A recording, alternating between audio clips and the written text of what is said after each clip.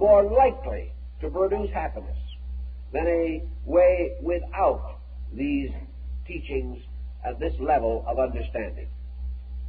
Thus, humanity has created its own saints by recognizing and rewarding those whose ideas have become an imperishable part of human good. And in this way, we begin to sense that man is forever experimenting with value.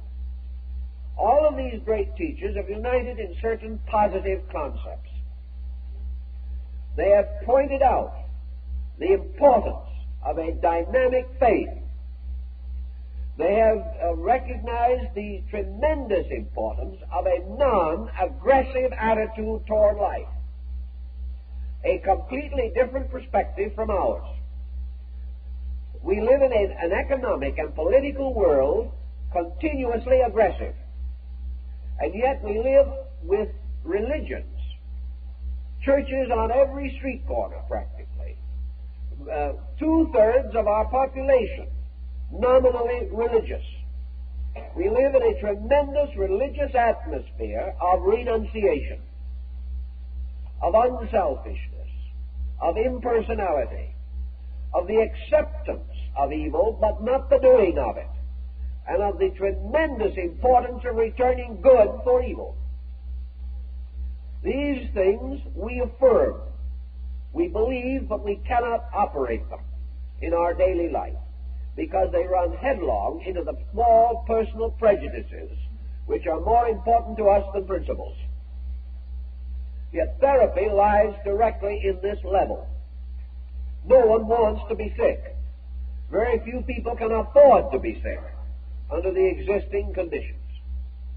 And socialized medicine is no solution in the sense that it will not give back to the individual his proper energies, even if it helps him to pay the bill for his mistakes.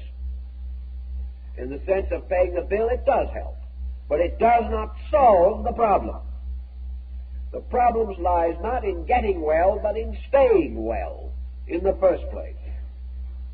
And these great philosophies that we have known, as Christianity, Buddhism, Judaism, Muslimism, Taoism, Confucianism, Hinduism, these great philosophies have been in common agreement. And millions of human beings, hundreds of millions, living under them for the last 2,500 years, have discovered as factual experience within themselves, when they have been able to be big enough and strong enough to live these principles, that in the recognition of a non-combative, non-competitive code lies the health and security of the people. That we are not ever going to attain peace, happiness, serenity, or security by a constant psychic pressure, by constant irritation and agitation. We're going to find the solution to our problems in the integration of our own resources.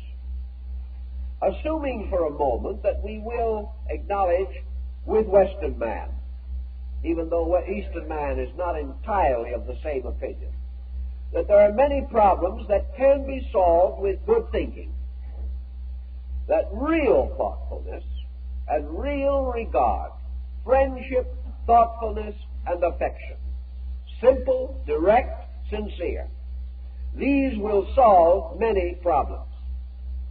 But how are we going to have any of these qualities, simple and sincere, while we remain totally complicated, the victims of pressures from within our own psychic natures, eternally destructive of simplicity and sincerity and affection and regard?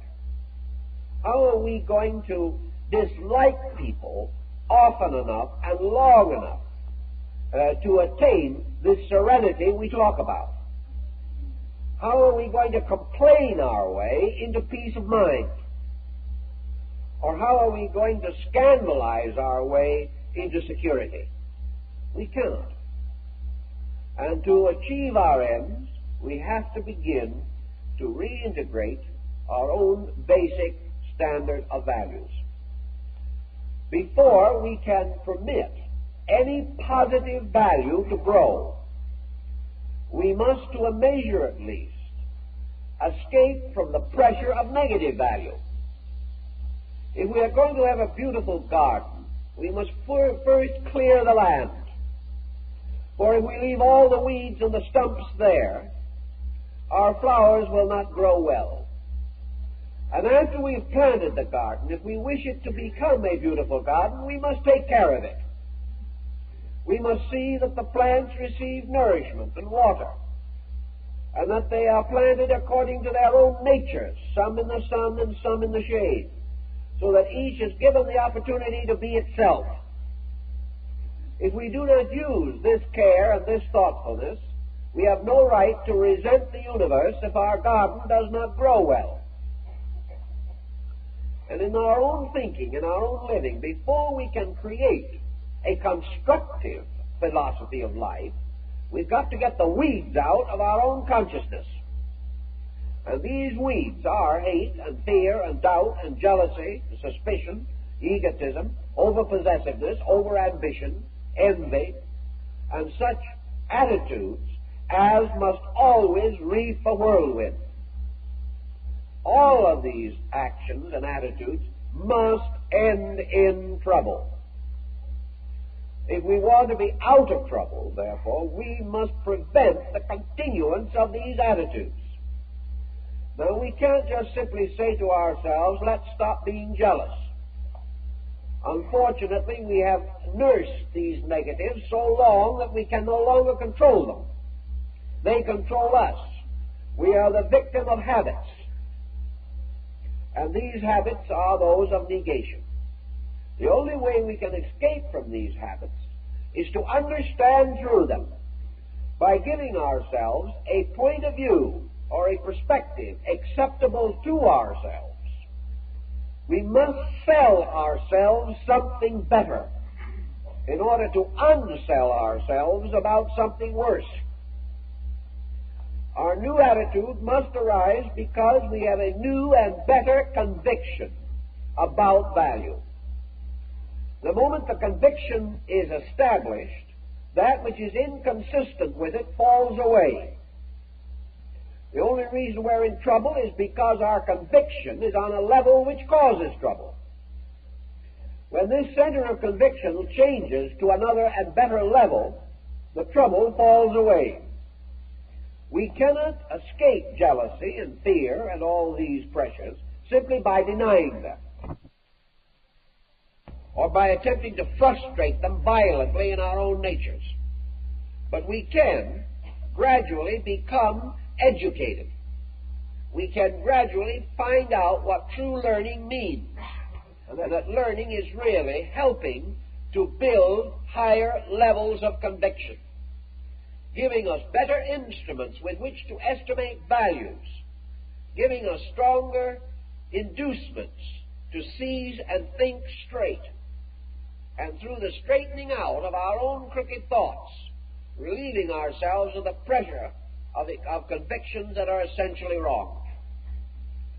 Thus, by degrees, we can create a new level of action. And this new level of action must precede any change in our living.